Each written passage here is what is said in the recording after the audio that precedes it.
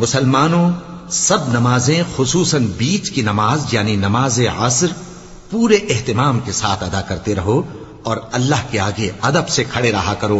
फिर अगर तुम खौफ की हालत में हो तो प्यादे या सवार जिस हाल में हो नमाज पढ़ लो।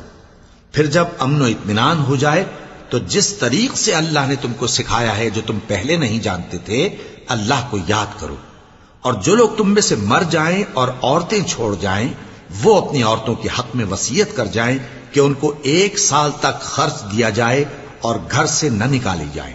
हां, अगर वो खुद घर से चली जाएं और अपने हक में पसंदीदा काम यानी निकाह कर ले तो तुम पर कुछ गुनाह नहीं।